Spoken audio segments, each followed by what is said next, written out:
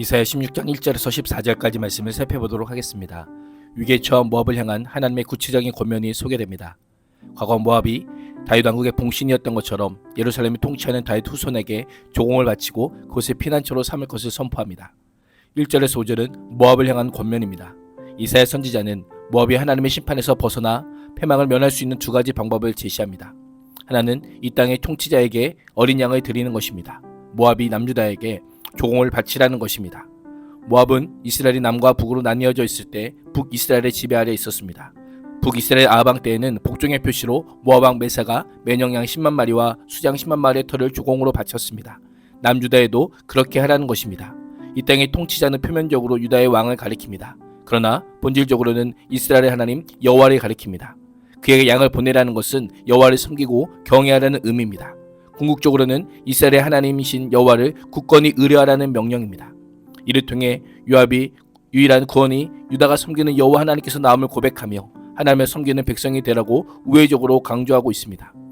전쟁에 참으로 목숨조차 부지하기 힘든 상황에 유다에게 조공을 바치라는 명령은 어찌 보면 무자비하고 가혹한 것처럼 보입니다. 왜 이렇게까지 해야 될까요?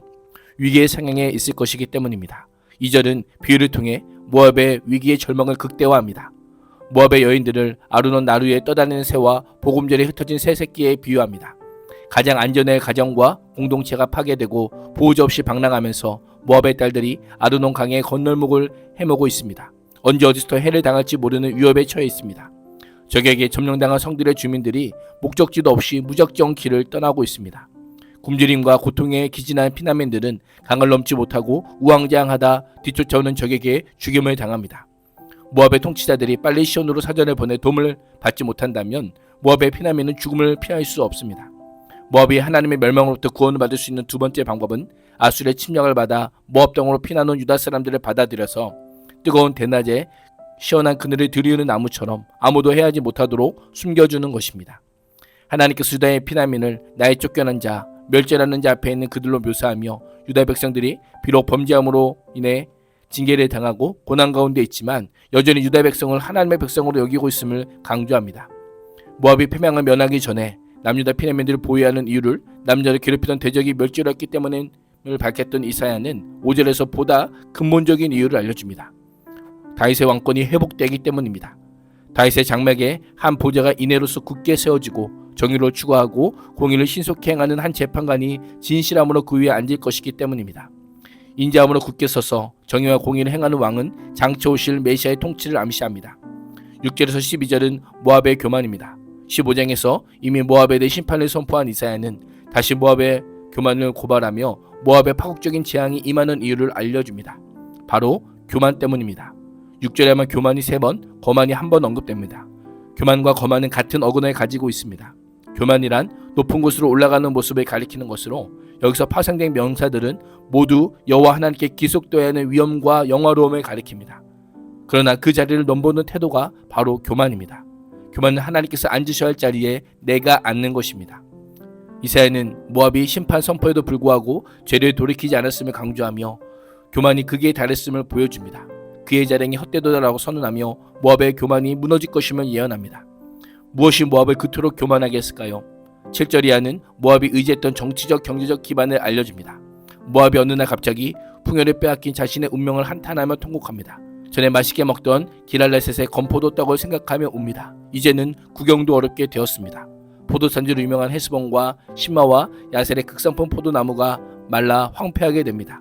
초라해진 현재와 영원했던 과거를 대조합니다. 모압은 한때 북쪽으로는 암몬 경계의 야세까지, 동쪽으로는 광야까지, 서쪽으로는 사해까지 그 영향을 미쳤습니다. 그러나 이제는 기름진 밭에서 기쁨도 사라지고 즐거움도 사라졌습니다. 노래소리가 나지 않고 기뻐 떠는 소리도 나지 않고 포도주 틀에서 포도주를 밟는 사람도 없습니다.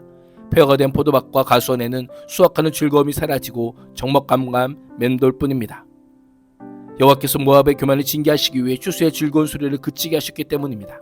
폐허가 된 모압의 모습을 본 이사야의 눈은 눈물로 가득합니다. 나의 심장이 수금줄이 튀듯 떨리고 나의 창자가 뒤틀린다고 고백하며 그 슬픔이 형언할 수 없을 정도로 막심한 것임을 알려줍니다. 그럼에도 이사야는 여호와께서 모압에 행하시는 심판의 공의로움을 추호도 의심하지 않습니다. 모압 백성이 재앙을 벗어나기 위해 산당에 올라가 제사를 드리고 성소에 들어가 기도해도 아무 소용도 없을 것입니다. 이 재앙은 모압의 신 그노스가 진노에서 내린 벌이기 아니기 때문입니다. 이스라엘 하나님께서 모압의 교만을 징벌하기로 결정하셨기에 모압은 이 심판을 피할 길이 없는 것입니다. 그들이 제사하고 기도할수록 그들이 숭배하는 그노스의 무능력을 더욱 드러낼 뿐입니다. 13절과 14절은 모압의 임박한 멸망입니다. 모압에 대한 멸망 예언은 멀리 있는 것이 아닙니다. 가까운 미래에 성취될 것입니다. 이사야는 모압의 멸망은 여호와께서 오래전에 결정하신 하나님의 계획된 말씀이라고 합니다. 심판에 대한 말씀을 처음 주신 것이 아님을 강조하며 욥이 만약 하나님의 말씀을 귀담아 들었다면 여호와께로 돌아가 멸망을 피할 수도 있었음을 암시합니다. 하나님의 심판은 결코 우발적인 분노가 아닙니다.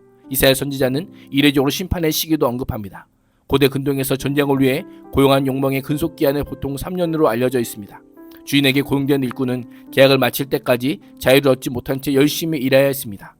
계약 기간이 법정으로 정해지는 것처럼 모압은 남은 기간이 정확하게 3년임을 알려줍니다. 앞으로 3년이 지나면 모압의 안녕과 번영은 끝이 납니다. 3년 안에 모압의 영화와 큰 무리와 함께 모든 응용을 당할 것이며 남은 사람이 얼마 되지 않아 보잘것이 없을 것입니다. 모압의 미래는 그 어떤 기도도 갖지 못하게 될 것이고 그들의 소망까지도 송두리게 뽑히게 될 것이라는 절망 자체가 될 것임을 암시하고 있습니다. 인생의 영화와 영광을 위해서 우리는 많은 시간 수고하고 노력해야 하지만 무너지는 것은 일순간입니다. 인간이 의지하는 영화도 하나님의 시간표 안에서는 아무런 보호막이 되지 못합니다.